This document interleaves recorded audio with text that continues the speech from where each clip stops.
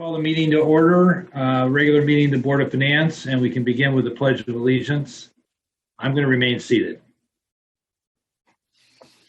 I pledge allegiance to the flag of the United States of America and to the republic for which it stands, one nation, under God, indivisible, with liberty and justice for all. Thank you. So the first item of business is the adoption of the minutes from our May 5th meeting. I read through them. I didn't see any material changes that need to be made. Anybody have any comments? So I would move we adopt them. Art, go ahead. No, I was going to say they look good to me, and if you wanted a motion, I'll give it, but you were about to make that motion. We usually just move to adopt it, and we all say aye, and then we're good. That's good with me. All right, great. Next item is the discussion about the Simsbury Farms Fund and the summer of 2020 pool season. So I'm going to turn over to Maria and Tom Taberski. Maria asked this go on the agenda for this evening. She's requesting some feedback from you all. So if she wants to just give an overview of what she's looking for, and then Tom can jump in as need be. Sure. Thanks, Amy. So just a little bit of background on this item. We have begun to plan for a potential 2020 pool season. If we are able to open, it would be obviously with some pretty significant restrictions and modifications to our existing practices. We're still awaiting guidance from the Department of Public Health. We have been consulting with our health district as well as some regional towns as we've begun our planning efforts. But as we began our efforts, we realized if we do open, that there was a very good chance that the pool would operate in a deficit position for the upcoming year. So we did bring this concept to the Board of Selectmen at their last meeting with a potential revised fee schedule. We have had a little bit more time since then, so we've been able to do a couple of alternate scenarios based on a number of different, again, fee schedule scenarios in terms of what a potential range for a deficit could be. In terms of policy direction, I thought it was pretty important for us to consult with the Board of Selectmen on whether or not to open the pool, in the sense that, you know, if we were looking at, say, a $50,000 or $100,000 deficit, again, just getting some sort of policy direction and comfort level from them with moving forward again with the potential pool season. So we will be bringing back a revised fee schedule scenario to them for their May 27th meeting. We do need at least about 4 weeks in terms of lead time for opening the pool, just in terms of, getting the pool chemicals ready, getting staff back, getting them trained, et cetera. And so we didn't really want to, push that much beyond the May 27th Board of Selectmen meeting.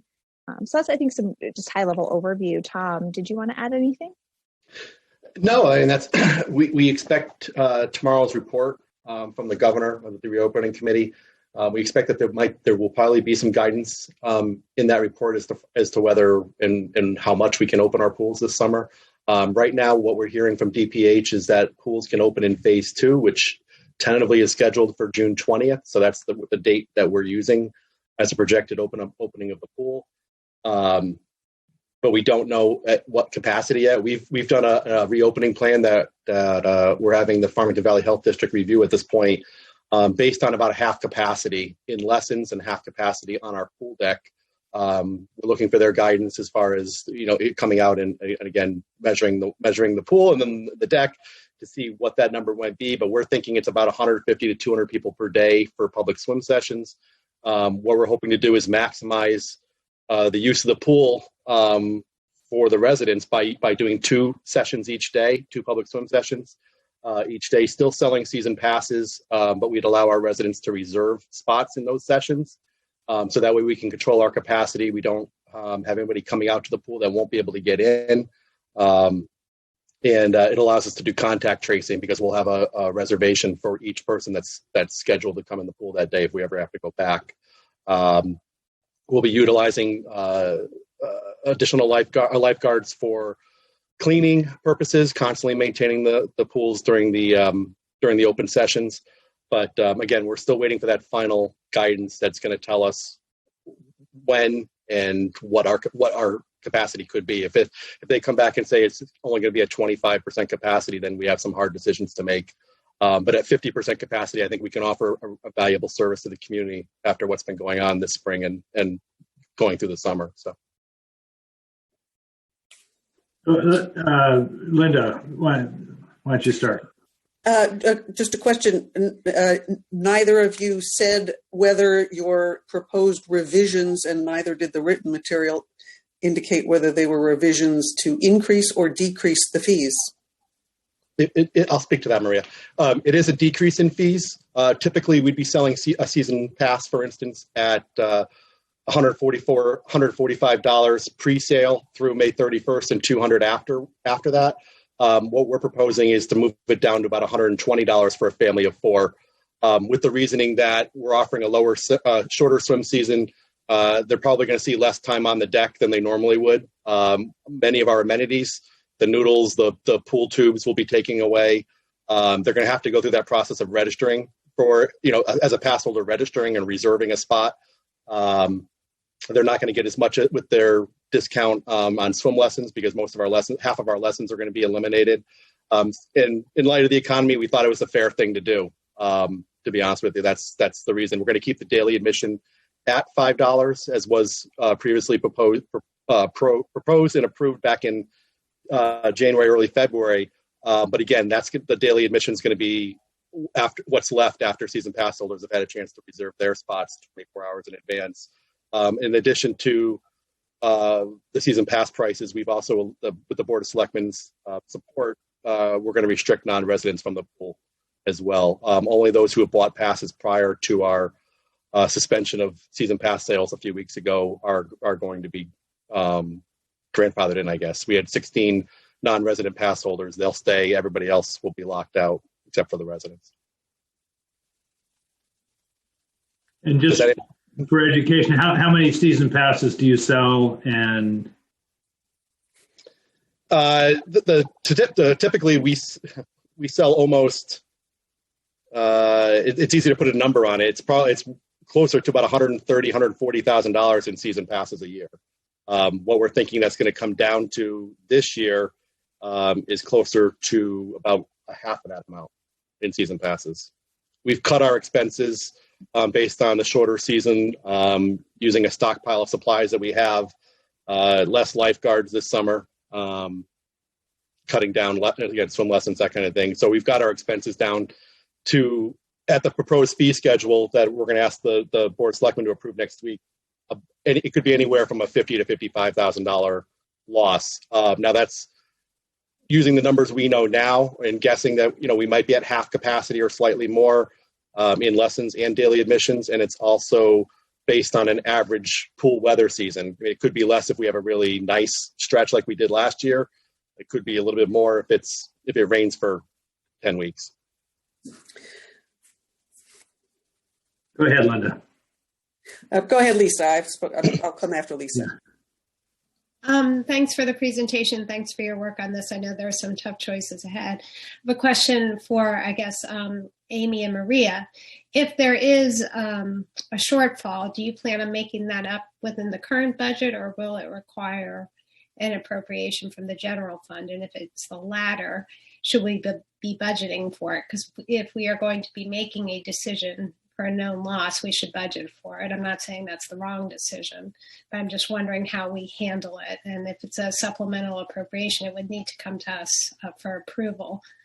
So I just wanted to see how we handle just the process. So since we're approving the budget tonight, we can't make any changes unless the budget fails. So as far as the budget goes, we're kind of, unless the Board of Finance votes no to the questions, the budget is going to pass.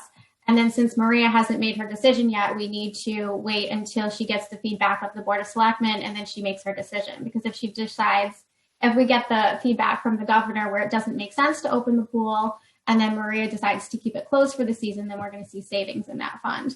So we need to wait until the decisions catch up with the fund. If Maria does decide to open the pool, and we do it where we're going to be at like a $50,000 loss, say, My suggestion would be to wait and see how the golf season goes, because I imagine that the Board of Finance is going to want to take another look at the general fund budget as well as the COVID-19 starts to simmer, if you will, and see what impact it's going to have on the fiscal year 21 budget related to the education, summer programs, et cetera. So when they're evaluating the COVID impact, it would make sense to evaluate this fund as well to see if we're going to have enough savings, say from excess golf revenues or anything along those lines to cover the loss, or if we will need a supplemental appropriation. And just to confirm, the supplemental appropriation would have to go through both the Board of Selectmen and the Board of Finance. Correct. And it should be approved in advance, not in after the fact. Okay. Correct. So I have mixed feelings about this, because I understand your point that people are getting a little bit less than what they normally would get for a season's pass. The flip side is that you're asking everyone who doesn't go to the pool to subsidize those people. And I'm a big fan of user fees, especially for things that are basically entertainment, because those of us who don't use the pool, shouldn't have to pay for people who have that pleasure. So I'm interested to hear what my colleagues have to say about that, because I'm kind of on the fence on this one.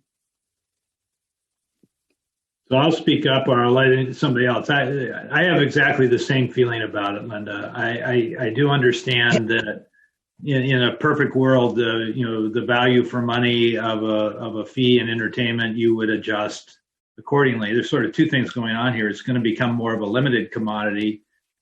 So it's actually the ability to get in and have the pass might be more valuable than it would be to not have the pass and not be able to get in walking in. Right.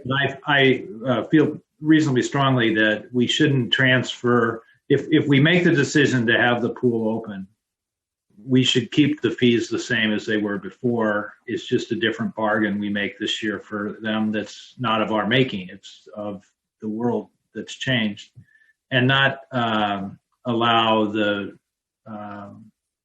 shortfall to be transferred to the taxpayers, because this really is. Maybe I should start by saying is in a normal year, we would set the fees where we can break even on the operation of the pool. I mean, wouldn't that be the goal? I'm perfectly willing to accept the overage or underage that comes with good or bad weather. We've experienced that at the golf course. You can't really price for that on a day-by-day basis. You set the fees where you think you can make money or break even. And so I would say that we should do that. We have the same cost structure, whether you get to go all day or half day. So I would be supportive if we decide to keep the pool over, but leave the fees where they were. Even if that meant we had to suck up the $45,000 projected loss at the old fee structure, I would still be in favor of doing that. I think it would be good if we can open the pool to have that service for our taxpayers this year. I feel pretty strongly about that. So I'd accept the $45,000 deficit, but I would prefer not to lower the fees and transfer that burden. It's not a big difference. $10,000 to $15,000 between principal. Yeah, exactly. I agree with both Linda and Rob, and as always, to the extent you're anticipating a loss, would ask you to look for savings in the current year budget if you're able to mitigate that. But I agree, it is a cost shift at a time when people don't have extra dollars in their pockets, and that money should not go to a special revenue fund, I don't believe. So I do agree with both Rob and Linda there. Kevin or Art or Derek? Yeah, I mean, I tend to agree with Rob and, Linda and Lisa. And I tend to think it's a Board of Selectmen decision, just a matter of how we want to account for the revenue. And I'm fine taking a little bit of loss on the revenue given the circumstances. Help me out. Agreeing with that consensus, which is forming, would mean exactly what would happen. That's not clear to me. The fees would, well, Rob.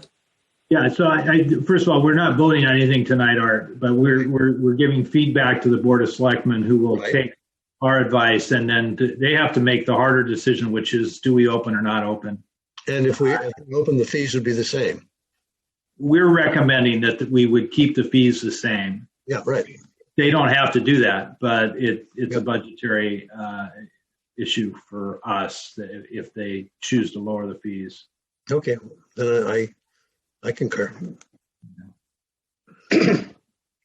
Yeah, I would say, given our options and circumstances, I'm in general agreement as well, and the magnitude of the spend. Any feedback from that from Tom or Maria? Yeah, I mean, I'll be happy to chime in on it. I disagree with your viewpoint. I mean, I understand where you're coming from. I just think the social contract that we've had with our residents regarding pool hours and fees and passes over the years, in this situation that we've all been going through together, it kind of looks like we're kind of turning a blind eye to everyone's situation. For the modest discount we're asking the Board of Selectmen to approve on the fees, we're realizing that we're giving them less and charging them less rather than giving them less and charging them the same. From a customer service standpoint, when we have to answer those questions at Simsbury Farms, it's not going to be particularly easy to do so when they're paying more for everything else everywhere, at the grocery store for supplies and Yeah, so I completely agree with that in a zero-sum game, but this is not a it is a zero-sum game. The benefit we give them by transferring just transfers that burden onto taxpayers that don't use the pool at all. That's the problem. That's the dilemma, that we represent all of the taxpayers, not just the people who use the pool. No, I understand, but all the taxpayers benefit from Simsbury Farm. In my viewpoint, all the taxpayers benefit from having Simsbury Farms when they factored into the value of their property in town. And the general fund did support the capital expenditures for the renovations a few years ago. So everybody's been sharing in that burden, outside of the direct users of the pool. Go ahead. No, and I would just echo, what Tom said. It is a community facility, and it's not an enterprise fund. So we are investing in capital as a community. There's a lot of community-wide benefit to having a facility like that, to be, able to offer swim lessons, to teach children how to swim. I would argue that there is a larger community benefit, whether or not somebody is or isn't necessarily using that facility. I think if it were an enterprise fund, I might feel a little differently. But again, with it being a revenue fund and that community benefit, I think that the general taxpayers, do benefit from that facility. So I'll just say, I said I felt strongly about this. I get it. I understand where you guys are coming from with those comments. I don't think the delta between the two is that big a deal, but somebody has to stand up for the taxpayers, and I think that's what we're just trying to do. So what I'm doing is I'm punting it back to the Board of Selectmen that you guys are going to make this call.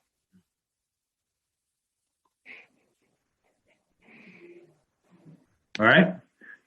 Next item. Good with that? Thank you. All right. Moving on to the Board of Education budget status report. All right, I'm just going to share my screen quick and pull it up.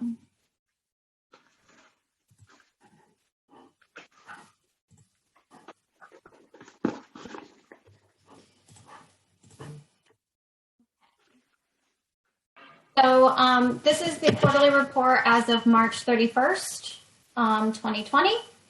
So just some highlights from the last time that this report was presented to you. In late March, early April, the district received additional choice grant money in the amount of about $57,000. However, this choice grant money is used for the after-school program, so it's anticipated that about $20,000 to $30,000 of these excess funds might have to be returned to the state. This does not affect the Board of Education budget. This is part of their grants funding, but I just wanted to point it out that some money will have to be returned to the state for this reason. Under the general fund, the town general fund, where we record the Board of Education revenues, you can see in this last line item here that due to the shutdown, there's expected to be some building usage revenue that we're going to hit a deficit of about $10,000 because the buildings are open and they're not able to be used. However, on the flip side of that, unrelated to COVID, we do have some tuition revenue savings in the amount of $10,000. So that is basically a zero net impact, but just wanted to make you aware of those slight changes.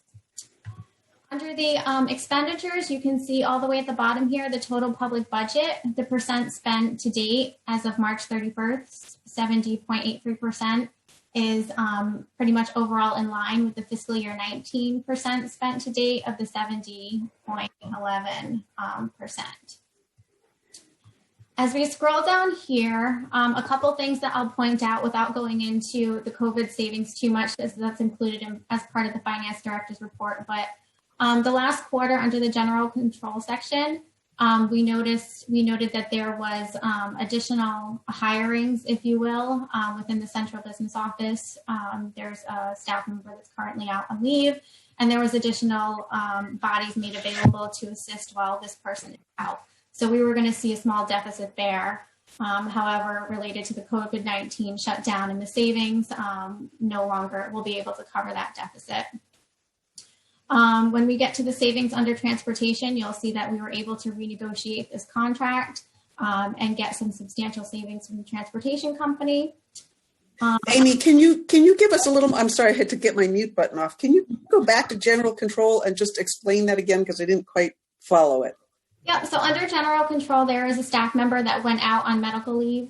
And when that person is still being paid, even though he's out on medical leave, but there was a couple people that stepped in and took on their responsibilities, and they had to essentially eat the cost of those individuals.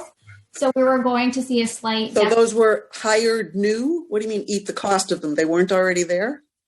No, it's not hired new. It's people such as myself that got a pay increase to help out with the Board of Education while this person is out. Okay. There was, I believe, 3 of us.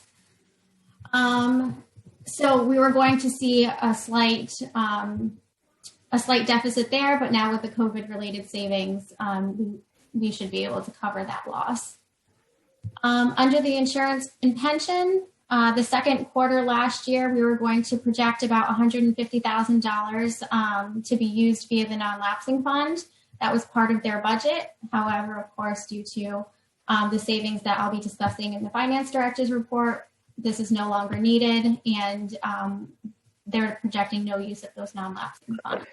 And so, sorry to stop you. That's okay. I didn't follow this either when I was reading it. It sounds to me like you had more people sign up for the high deductible plan, and fewer people, and some people leave the fully insured plan, which tells me you would have had savings from that shift?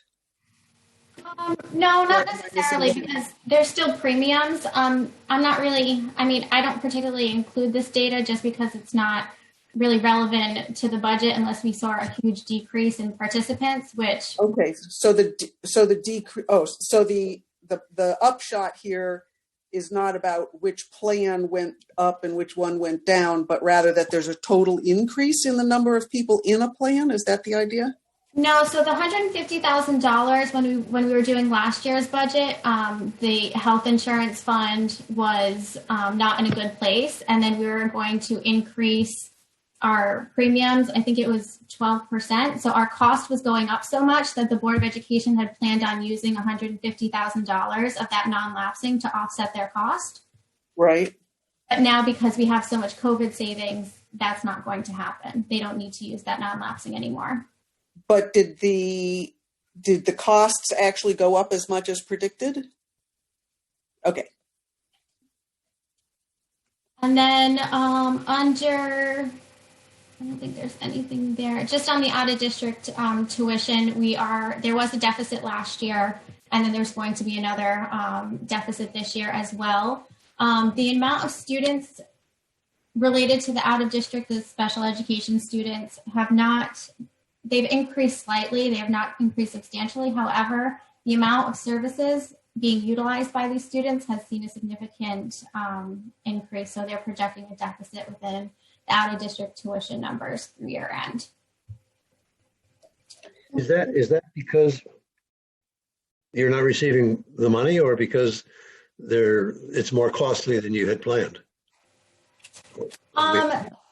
So there's, let me see if I can, hold on. There's, I think, 3 more students, and then the value of those students is larger. And then the excess cost grant only covers, like, I think it's like 4 times the amount of the cost of the student. So even with the excess cost, we're still out of pocket those additional expenditures due to the extra services that these students are receiving. Okay, but you are getting the full anticipated income to accommodate those students, right? Right. The excess cost doesn't pay for the entire cost of the student's overage, but yes, we are expected to get the full amount of the excess cost grant. I'm just curious what the control on this is, because if it's that open-ended, just expanded, that could be extremely costly. Yes, and highly volatile. Yeah. The school districts see from year to year. Right, that's part of the reason we created the non-lapsing fund, to accommodate some of those swings. Okay. Nail on the head, Art. I had a couple questions too, Rob. Go ahead, please. Okay. First of all, thank you, Amy, for doing that. I was wondering if in future reports you could add a column for the presented budget, what was presented to us, because I went back and looked at what was presented last year, and right now the general control is showing a savings because the presented budget was 2,314,4,228. So if we could just see the presented budget, I understand that it's a bottom line budget, so it's slightly different than the Board of Selectmen. And I just wanted to confirm that what you're showing today is the end of March, so it doesn't reflect the costs and savings that you've been discussing, right? And then in terms of the revenue for the rentals, the description in the book says that the money's collected when the Board of Ed rents it is used to pay for overtime for custodians and supplies. So if we aren't renting the building, why isn't that a neutral? And where are those funds accounted for? Is there a special revenue fund for them? No, there's no special revenue fund. That actually is a really good question. I know that their fund does not, their budget is strictly expenditures. They have no revenues on their side, which is why we get the ECS grant and the general fund. But that's a good follow-up question. I can find out where the custodial fees are going and see if they're just being taken into 2 different places. There's a way that it's being offset within the general fund. I don't think that there is because I haven't seen it, but I'll follow up on that. Yeah, because I would think that would go to the general fund as just a revenue, unless there's a special revenue fund that I wasn't aware of. And then could we get a status on the bus negotiations? Yeah, I had that question too of like what the bid on transportation doesn't give any detail. Did we actually have to pay the bus company exactly what we normally would have paid, even though they're not transporting students? No. So what we were able to negotiate is that the bus company, we are going to pay them basically the cost that they're out. So the amount of employees that they have working for them, we're going to pay for that. If they have employees that are out, we're not going to pay for that. So we're going to pay for their actual fixed cost expenditures that they're going to bill us for on a monthly basis. And that way we're not paying for the full cost of the contract, and we're not paying for services that aren't being, or employees that aren't working, or utilities that aren't being used, or. And were they paying their employees, or did they lay them off? So they had laid their employees off, and then with the contract negotiation, there was some back and forth as to coming back versus not coming back. So they worked that out internally. I don't know what the situation is, but I know as far as we're concerned, we're only paying for the ones that are actually working. Okay. So that's a significant chunk of the savings. Right. Any other questions on that?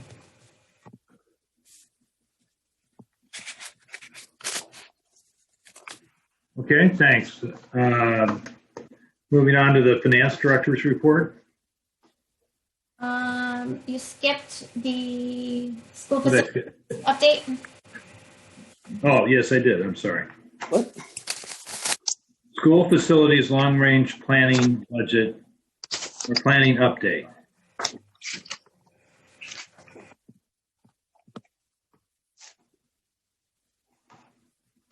Derek, did you want to take this? You're on mute. Derek, can you give us a status update? You're on mute. Yeah, honestly, I have other than Matt's email that went out about the upcoming meeting, I really don't have an update. I actually don't recall when the last meeting was. I don't have an update. Amy, do you have anything to add? I just know that we have an upcoming meeting that's going to be more broad, widely broadcast public meeting. I think on is it the? Yeah, so at the last Board of Education meeting, it was reported that the committee is down to 2 options and that they're expecting to make a final decision on these options at their May 20th meeting. May 20th, yeah. Yeah, this decision is going to be presented to the Board of Education at their next meeting on May 26th to get finalized with what option they want to move forward with. And then after that, I can bring it back to the Board of Finance to let them know what direction they're going in. And then we can start working towards doing the debt planning and the financial management for the project long term. Yeah, thank you. Question. Go ahead, Lisa. Thanks, Amy. Can I make a request that we have the architects present to the Board of Finance and sort of where we are and get that going? We also have to do the debt planning and stuff, but it would be great just to have the architects in. And then I would just ask if perhaps any thought has been given to whether the recommendations need to change. More smaller schools, given that the world has changed. Has anything educationally changed given what we've just been through? So I would ask what's out there. And then obviously with the world financial on the cusp of a depression and certainly a recession, does that change their thinking? So those are a couple. It just seems hard to imagine how we make a decision even for the near term without knowing what class size recommendations are going to be made, even for the coming school year. Yeah, and I would just chime in that maybe it's just how things are termed, but it sort of sounds like there's this expectation that the Board of Ed is going to decide this and then direct us to go figure out how to pay for it. And I just want to be sure we understand this as kind of an iterative process, that we need to be part of this as well. So I would echo the request that we get a presentation, because if they come in and say, we want bazillions of dollars that we can't come up with, that, we go back to the drawing board. It's not like it's a final done deal based on just what the Board of Ed wants. Yeah, I think that's right, Linda. And I think that's the intent, at least was the last time I talked to Matt about this. Yep. But I have an appreciation. I think we all have an appreciation for language. How hard they've been back and forth, from 10 options, 4, 3, and Derek knows this, that the initial reaction from the very first public hearing, and then a couple of series of public hearings on both the curriculum and the 6th grade moving and the other things, they need to do the Board of Ed needs to do this so that they can get focused then on the next step, which is what should the timeline be? Let's go to the Board of Finance and talk about how we'll pay for this, if we can pay for this. I would just add that I think COVID just threw a huge wrench into all of it. Yeah. I don't think that, I honestly don't think it would be productive. But let me back up. I had recommended and asked that Tectron get in front of our Board of Finance months ago. So I guess I can follow back up with Steve, who kind of runs Tectron, But I also don't want to put him in front of a group asking him all these questions about the impact of COVID on how education works going forward, because nobody knows the answer. Nobody knows how office work is going to look like going forward. So I personally don't even think it makes sense to have an ongoing discussion about spending more taxpayer dollars, for tomorrow or over the next few months, as it pertains to new schools and whether it changes how, the size of the buildings or how many kids fit in a building at any one time. I just don't think we know that yet. So that would just be my only 2 cents since, over the last 9 weeks or so that we've been dealing with COVID. Well, by the time they would build anything, presumably this epidemic, one way or another, will be over. So personally, I'm not too worried about it goes back to normal then? So everybody has short memories and we all kind of go back to the way it was? Is that, no, I think that's hope. Yeah, to some degree. I mean, you can't completely change everything, but, I think some of the things that have started, like distance learning, might become part of the future. And, maybe that does mean you don't need quite as much classroom space if you've got some amount of learning at home going on. But I think most parents will be happy to have their kids go back to school. I think it opens up a whole bunch of questions in terms of whether you even need to live near the school that this distance learning. Why do you need to live in one location versus another? Look, I know that, from a real estate perspective, it's changing the way that we office. I would say that, going forward, nobody's going to make their employees go back to the office. I know, and particularly in the urban core. So I think it's a game changer in terms of space needs. And I don't think Tektron's in any position to make a recommendation as to what we need right now. But it sounds like they're going to do that May 20th anyway. Which is there's going to be a meeting tomorrow, and everybody's going to ask a bunch of questions that nobody can answer. Yep. All right, stay tuned. Yep. And now, Amy, your finance director's report. Okay. So just a few of the updates on the grants and donations. There was a few that were approved at the last Board of Selectmen meeting that I included. A very brief update on the defined contribution and deferred compensation pension plans. We have narrowed it down. The committee's narrowed it down to 2 preferred vendors, and we are waiting to reconvene to make a decision on the preferred vendors. Just waiting to hear back on references at this point, I believe. And after we make our selection, it will be presented to the retirement plan subcommittee at their next meeting. That's where we are in that process. The facilities update we already talked about. And then I will just share my screen for the next piece. So under the COVID-19 impact update, I had some information here related to the tax deferment program as of May 11th. I was able to touch base with our tax collector yesterday, so I have some updated information as of yesterday. So there were 14 applications on May 11th. We're up to 25 applications now. So 25 approved applications, and we're looking at deferring about $170,000 in taxes at this point. Moving down to the COVID expenditures and anticipated savings. There's 2 charts in here. This first one is related to the town and the general fund impact. So I included 2 columns here. I included one for actual to date. So this is money that's been spent. It's already out the door. The checks have been cut, or we've already seen the loss in revenue. And then on the other side, we have our estimated additional expenditures or loss in revenue through the end of the fiscal year. So our library revenue loss and our building rent revenue loss, obviously, if our buildings aren't open, we're not going to see any of that revenue. We've had some overtime costs related to police, custodial, and social services.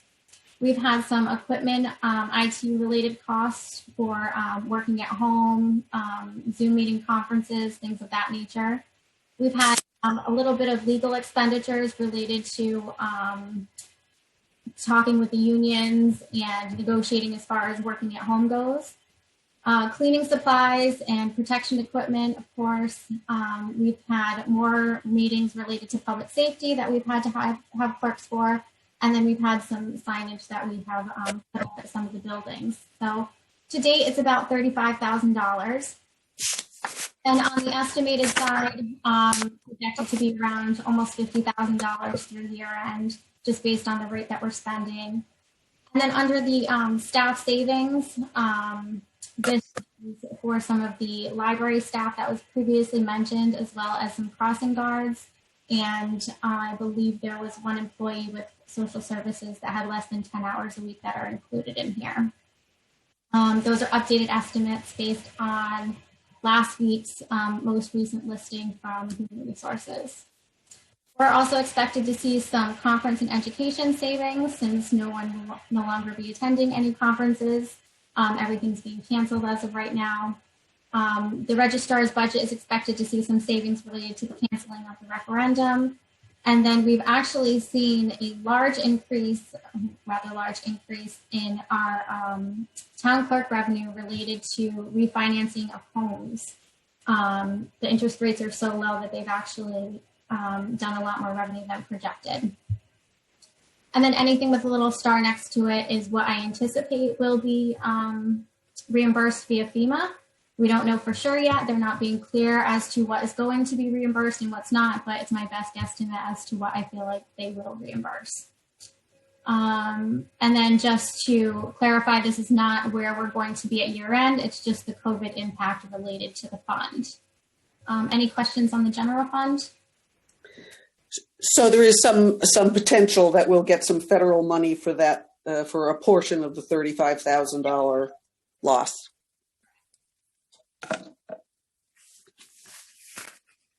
Yeah, and I had a question for you, Amy. Just to clarify, you had already mentioned this to me earlier. When you talk about net savings for the Board of Selectmen, you had incorporated revenues. But just on the expenditure budget, could you just clarify what the expenditure savings are separate from revenues? I think, I don't have that email in front of me, but when I responded to you, I think it was around $200,000 in total related to staff savings, COVID-related savings, and I believe there were some supplies in there as well. I can't remember offhand, but I believe it was about $200,000. Does that sound right? I can't remember. That's why I asked. I don't remember the dollar value. Look it back up. I was just trying to clarify for folks because the thing. And then just a reminder, as we're going through this sort of treacherous waters, we've never been in a position where either the Board of Selectmen or the Board of Education has overspent above what the voters voted on. So if we ever get close to that, I would just remind folks on the Board of Selectmen and Board of Ed, you can't spend what hasn't been appropriated, so it would need a prior appropriation. So hopefully we don't get there, but to get around the page. And because there's going to be a lot of shifting of money, transfers between departments need to go through the Board of Finance upon recommendation of the Board of Selectmen. Within departments, they can be transferred with just the approval of the Board of Selectmen, just to getting everyone on the same page. And the Board of Ed is treated as its own department, so they don't need to go through approvals through us unless they think they're going to exceed what the voters want for the expenditure. So I missed the bit about there's $200,000 of savings from something that isn't reflected here. Yeah, so Lisa had asked me during the week. Actually, let me just pull up the email quick so I can get the exact number. Is it this footnote about 290,000? No. So that's what she was referring to. That 290,000 is where I think that we're going to add to fund balance at the end of the year. It includes revenues and expenditures. And Lisa had asked me to break out what on the expenditure budget only are we expected to see if we were going to see a deficit. So it was $200,000 related to COVID savings, salary savings outside of COVID. And this is from the Board of Selectmen side, 200,000 on savings? Right. Mm-hmm. So that's different than the 49,000 you've shown on this page. Correct. I'm missing what? Right. The 49,000 is only related to COVID. The $200,000 is salary savings in addition to COVID. So we've had positions that were open during the year that just weren't filled, that had nothing to do with COVID. So there's additional savings there. This chart is just related to the impact that COVID has had on our financials. Okay, thank you. But the overall savings, that's net of what the overage and legal, right? Right. But it didn't incorporate, we had authorized, although we still need to vote on using the deferred, some of that savings for the deferred capital from the fiscal year 21 budget. So those will need to be encumbered, that some of that will need to be encumbered and then voted on both by the Board of Selectmen and the Board of Finance as a transfer. Right. So that'll be part of the year-end transfers. So it's slightly less than 290 then. Right. And part of that incorporates not doing the transfer of the 850 for the health. So could you walk us through that? Because that gets a little complicated. Yeah, sure. So during the budget, the Board of Finance had put the use of fund balance of $850,000 to be transferred to the health insurance fund. As of right now, the way that we stand with that $290,000, not including year-end transfers, where there's going to be revenues in excess of expenditures, right now we're not going to have to use any of that $850,000. So that $290,000 does not include the unbudgeted bond premium that we received, and it does not include the use of the $850,000. So obviously if things change, and we had to use it, it's there. But right now, those numbers do not include the use of having to use any of our reserves. So the $850,000 was a hot topic last year, and you guys had indicated that we absolutely had to put that into the internal service fund, but now it turns out not to be the case? No, the money went into the internal service fund, but we were able to pay for it with the revenues and the expenditure savings that we generated this year. So we're not going to have to use general fund. Okay. Well, I have a question. How did you do that? With what appropriation? Because we authorized from the reserves. So how did you use current year? So it's just the revenue is the undesignated $850,000, but you still have to show the appropriation within the expenditure. So you all did approve a transfer in expenditures for the $850,000. But we approved it from the general fund, and you're just saying it's just from where the money came in. Instead of using the fund, money was there, you're just using, so it's essentially the same thing, right? You all approved it in two places. So you approved the expenditure on the transfer side, and then you approved on the revenue side the use of funds. So if you look at the revenue budget, you'll see an appropriation of $850,000 on the revenue side with a zero next to it. If you look at the expenditure budget, you'll see a transfer to health insurance fund for an appropriation of $850,000 and then an expenditure of $850,000. So I'm confused. I was only befuddled before. All right, hold on. It is confusing. Was our positive performance for the year the $290,000 of excess revenues over expenses that we didn't expect? Right. Plus $850,000?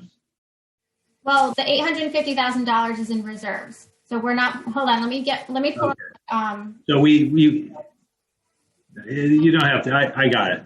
You're just saying as it relates to the general fund, I don't know what you're saying.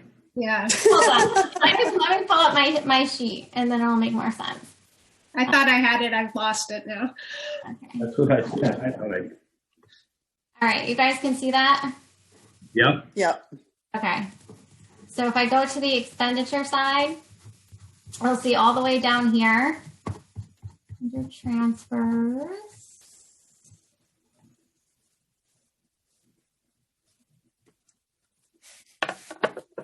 So I don't want that. So here's your fiscal year 20 budget. And this is what you approved as an appropriation into the health insurance fund. So there's your budget. And then for fiscal year 20, we actually did it. So there's your expenditure. Now that's your revenue. So you incurred your expenditure, but now how are we going to pay for it? We need that on the revenue side. So if we go on the revenue side, we have this designation from fund balance of $850,000. However, I have not taken anything out of fund balance, so it's showing as a 0. So did you put anything into the health fund then? I did through the expenditure. So the expenditure here, this is where the transfer comes from. From what? From raised taxes is what you're saying? Right. I mean, theoretically from all of the revenue that's come into the fund. So taxes, grants that we receive, charges for services. Is this part of collecting at a higher rate than we budgeted? Part of it. So it came from the general fund. It just came from This year's surplus. Yes. Yes. Exactly. So you could have done the transfer and we'd have the same result. Yeah. So we are $290,000 plus $850,000 to the good. Right. The 850 is just not new money, if you will. It's money that we already had. Well, yeah. Okay. So we were going to take $850,000 out of our piggy bank to as part of the balance. Right. And now we don't have to because we found $850,000 in the seat cushions. Is that Right. okay? But we taxed the people for the $850,000 because we had a line item in the expenditure for the 20. No. So here, when you did your levy calc sheet last year, Yeah. you used the fund balance, so that did not get applied to the mill rate. The taxpayers did not pay for that.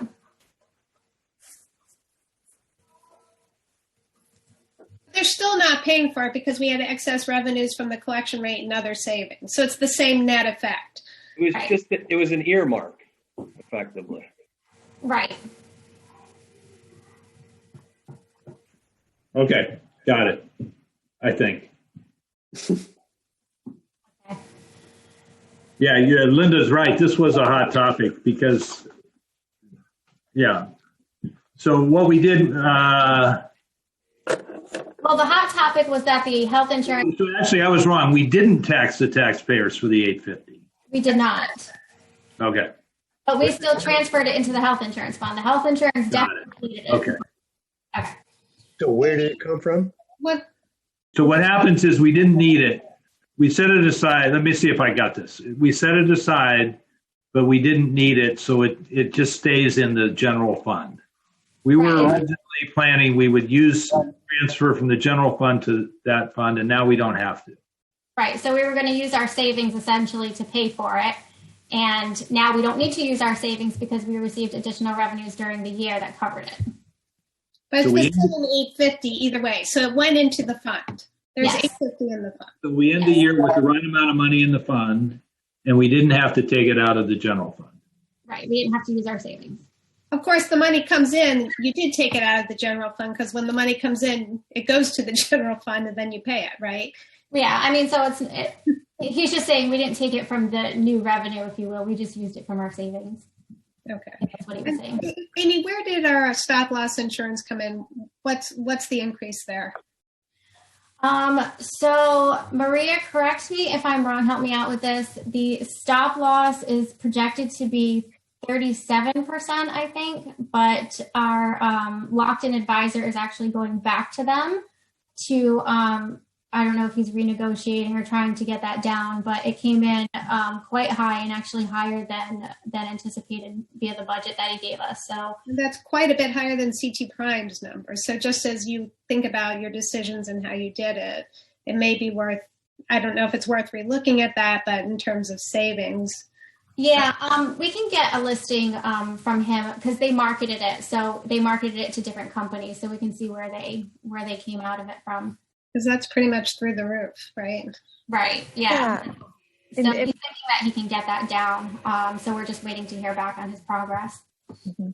And just part of the issue too with the quotes that they were receiving is they were having a difficult time obtaining some information from Cigna regarding our claimants and our claims data. And so without having some really good, firm, accurate data, that was definitely, in their opinion, affecting the premium quotes that we were receiving. So they have gone back to Cigna and they're working with them to get them to provide the data that we need to get a better and more accurate quote. So we're optimistic that it's not going to be that high, but it's just a process we're still working through. Could we please get an update when you have a firm number on that? Thank you. And I hate to perseverate on this topic, but I just feel like I don't fully understand, and maybe I never will, but I don't want to walk away feeling like, well, wait a minute, if we didn't have to transfer that 850 in from the general fund. No, we did. From the reserves, because you were able to come up with $850,000 of savings in this year to transfer in. $850,000 is a big amount of money. And am I misunderstanding? Like somehow you estimated that you were going to have to spend that and you didn't have to spend it? And why was that? I mean, that's a big variance from expectation. Do you see what I'm saying? No, I'm not sure I fully understand. So the $850,000 we did need, and it did go into the health insurance fund. But on the revenue side, when you guys did the budget last year, you did not want the taxpayers to take that hit. So you used money from reserves. I can pull out. So try not to show it to me in numbers, because some spreadsheet's going to be hard for me to follow. Okay. But if I can try to explain more carefully, and I'm not trying to be accusatory, but no, you're saying to be under budget on revenues. It sort of sounds like money magically appeared from somewhere that in the amount of $850,000 that nobody knew about, that it was going to be there, because otherwise we wouldn't have taken it out of the general fund. If we'd known you were going to have a surplus of $850,000, we would have used that to fund the ISF. Well, but instead we had. Well, you did know we were going to have a surplus because the tax collection rate. You know that we budget at 98.5, but we collect 99.5 typically. So none of that went in. So it's that surplus that normally goes into reserves, and we didn't put it in reserves. So it's the same net impact. I get it. Okay. Yeah. Thank you. I'm glad I asked.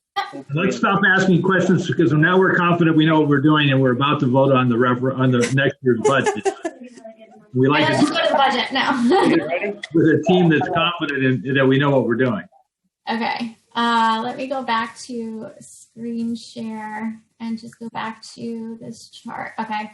So when we move past the general fund, we'll go down to the Board of Education, and pretty much the same train of thought here. We have our actual expenditures to date. And then we also have our estimated through the end of the year. So here where we're going to take a major hit is related to our athletics program, the pay for play program. We're going to lose the fees related to that, but they're still paying faculty. And then our food. So we're paying coaches. We're paying coaches who aren't coaching. No, we're not paying coaches, but the coaches only get like a stipend. They're actual faculty members, but no, we're not paying the coach stipend. So what is this program, this 95 for? So the pay for play, I guess it's all of their athletics programs that they do. Oh, it's revenue. Right. Okay. And then the food programs, as you know, they're still keeping the food programs going for those that are in need of food, even though school is not in session, and they're not charging for those. Those are all free. So that is all the expenditures that the food services fund is going to take a hit on, because we no longer have the revenue coming into that fund. So can I ask another question? I mean, It's a small percentage of kids who are having meals delivered home, right? Mm-hmm. And so you're saying that that small percentage of kids costs more than, because they all get subsidized meals anyway. Those are the ones get. If the kids were in school, the day-to-day meals that they would be receiving, we would be getting revenue for those, and parents would be putting money on the account. And now we're still having the same amount of food expenditures because they actually added food expenditures. So we're still providing the meals, but we're not getting any revenue now. But we're providing meals to all of the students, or only the small portion of them who are having them delivered home because they're low income? Only a portion. So how can the food expense be more? Because the food is already purchased during the year. They don't purchase it like the week of the food. The week of. Oh, I see what you're saying. So what do we do with all that food? Well, right now they're trying to use it for their food services program, and then I think they might be doing it during the summer as well. And then beyond that, I'm honestly not sure. maybe keep it for next year. I'm not sure. I'd have to ask. Yeah, thanks. I appreciate if you do.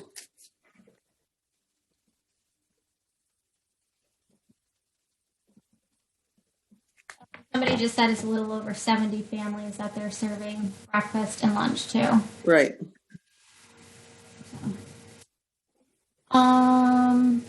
Okay.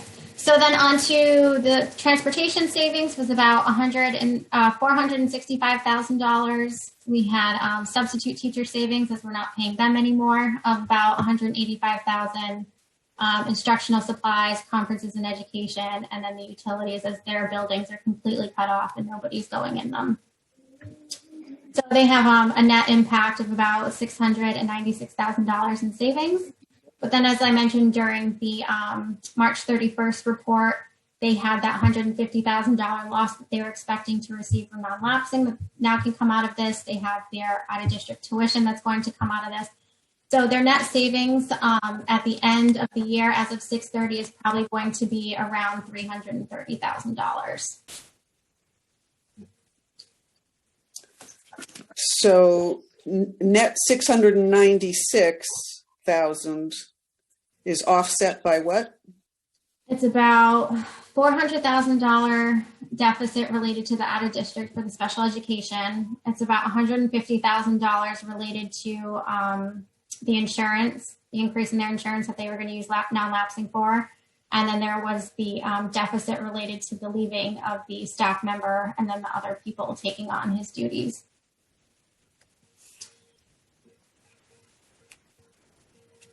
And then I believe there was retirements too in there as well. Okay, so there's offsets. Does any portion of the savings come back to the general account? I'm sorry, I couldn't hear that. Does any portion of the savings come back to the general account? Yeah, so the Board of Finance gets to decide what happens with those savings, whether the general fund gets to take it back in, whether they want that, whether they'll allow them to put it in their non-lapsing fund. That'll be a decision of the Board of Finance at year end, what they want to do with that money. Have we had any updates in terms of summer school regression costs, things we had discussed at the prior meeting? I haven't heard anything. And just to go back to food for a second, is there I'm just thinking about people who are actually food insecure right now. I'm sort of shocked, quite frankly, that we're paying for food that in a way in advance that we don't need. But if we're paying for it, presumably we're taking it in and either storing it somewhere. But I would think all the fresh stuff, milk and vegetables and things like that, our food pantry, Hartford's food pantry, there are lots of places that could use that. I'm just sort of interested to know a little bit more detail there, not right now, but. Yeah, no, I can follow up on the details of the program. Yeah. Any other questions on the Board of Education before I go to health insurance? Okay. So on the health insurance side of things, I said that we met with our employee benefits advisor on May 13th. We talked to them specifically about the impact of COVID to our health insurance fund. At this time, they're expecting to see a decrease in insurance claims for the months of April, May, and June. They basically said to date, we've basically had absolutely no claims related to dental whatsoever. So they're expecting that this trend to continue through the end of the year. So hopefully we could see some savings this year, and then whether, when things open back up, are we going to take another hit next year? We don't know. So we did inquire specifically about the fiscal year 21 budget, as they've given us those budget numbers earlier on in the season. And we asked them if we should be thinking about making any adjustments related to that budget for known impacts. So pretty much like everything else, we don't know is the answer, and we'd like to have at least a few more months of data before we make any decisions related to the budget. So we'll keep you posted on that as we get more information from them. And then obviously in turn, the impact of the stop loss as well once we have those final numbers. And then this last section is the social services fund. This is just something that Linda asked for as an update at the last meeting.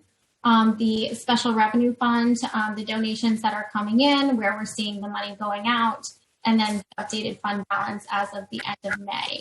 And then there's just a very brief excerpt in here, I won't read it to you, of the impact on the social services department, the increased number of families that have been served through this fund, the use of gift cards to help pay for things that the household supplies that they need in addition to food, things of that nature. Any questions on that? Thank you, Amy. Appreciate it. Sure.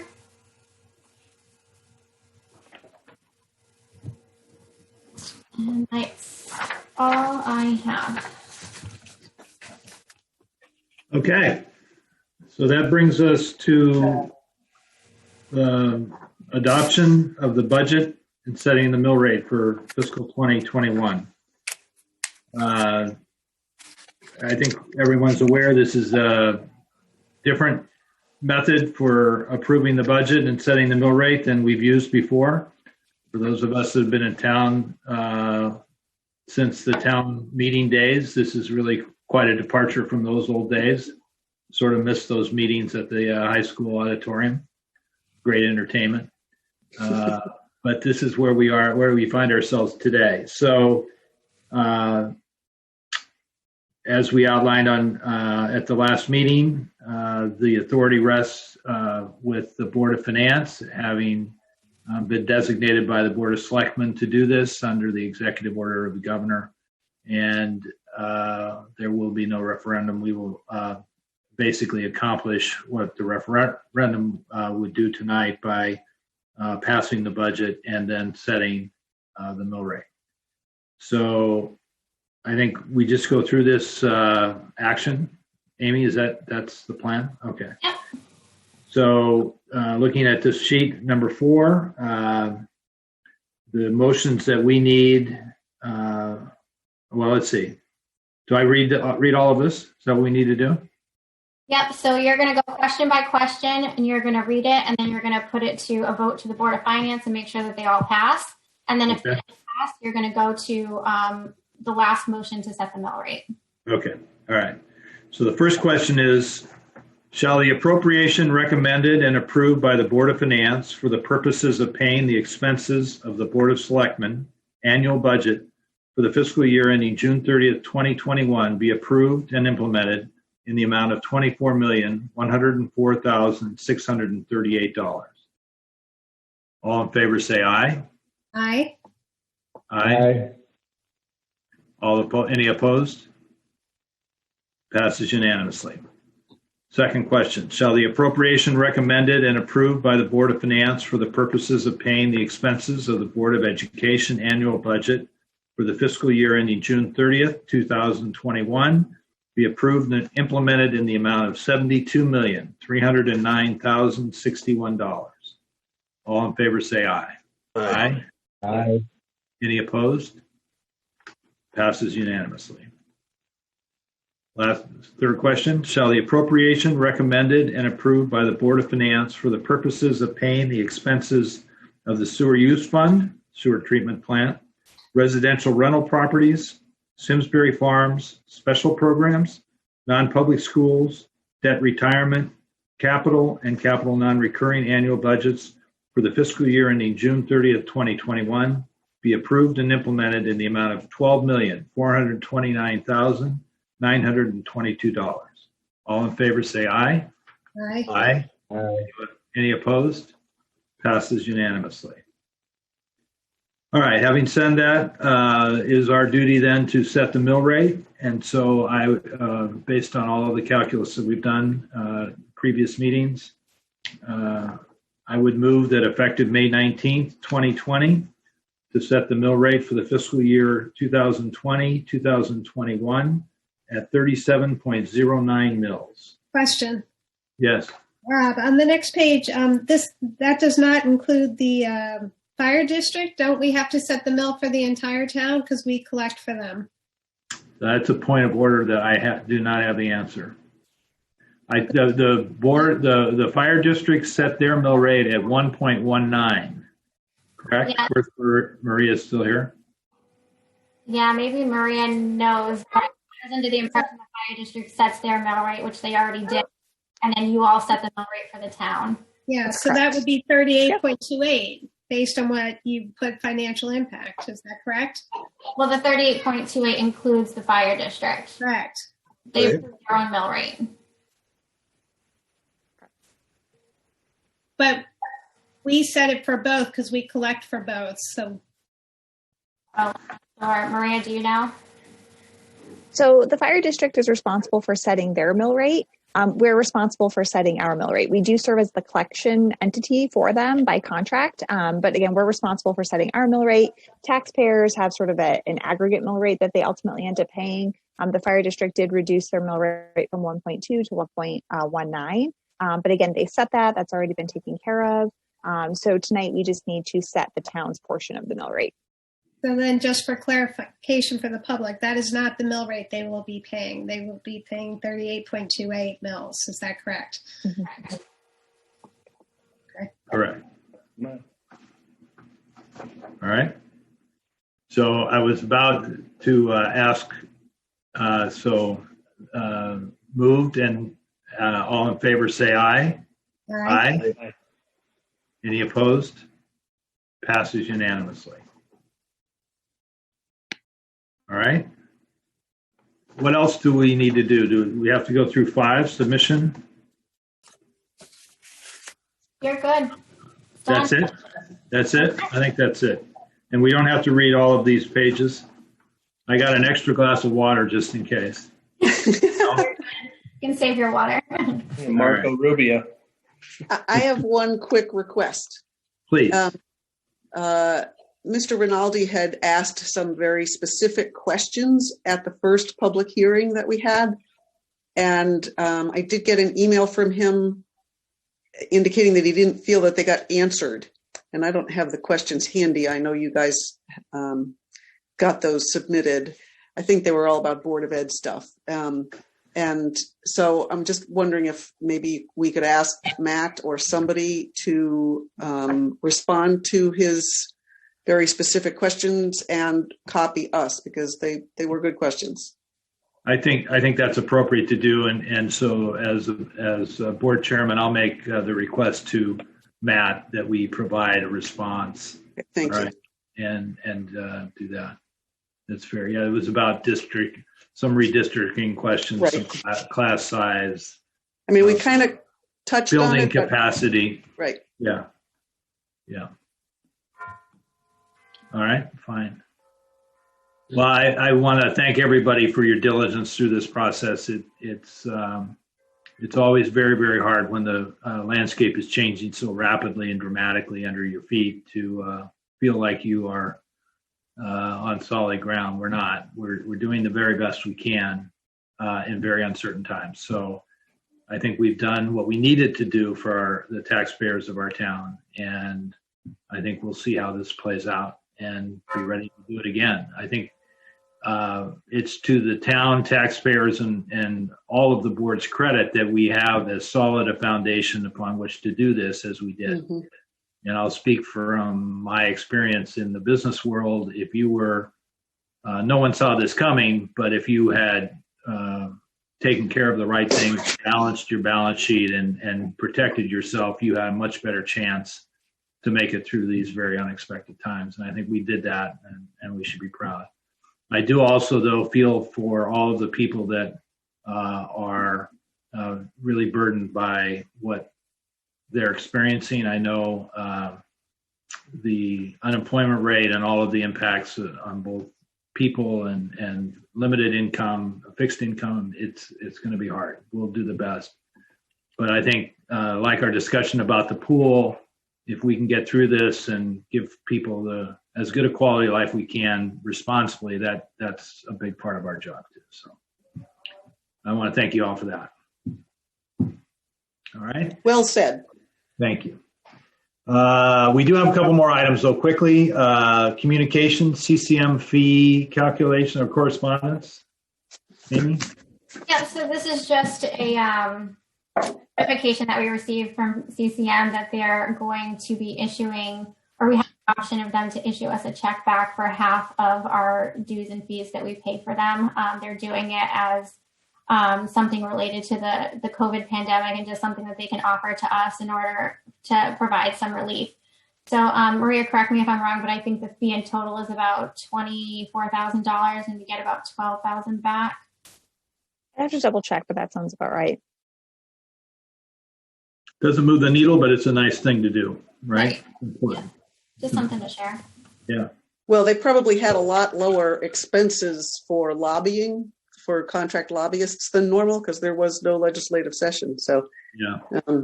It was nice of them to share that savings back with us. Yeah. Okay, good. Appreciate that. And then the last item is a discussion on special revenue funds. This should only take about an hour and a half, 2 hours. So I hope no, this is really to just introduce the topic. There were questions raised about Linda's excellent suggestion that we find a source to pay for the new deputy police chief from the police service fund, which led to conversation about, well, what happens to the money in those funds? Where does it come from? What happens if there's a surplus?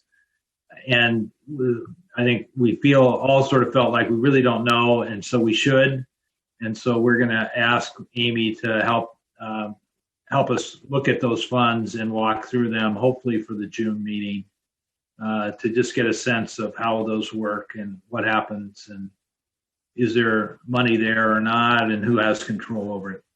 I'm not suggesting at all that there's anything untoward happening, but that we really just have to have better handle on how all of that could work, or works and should work. All right. And with that, I'm looking for a motion for adjournment. So moved. Done. All in favor, say aye. All right. Aye. Great. Thanks, everybody.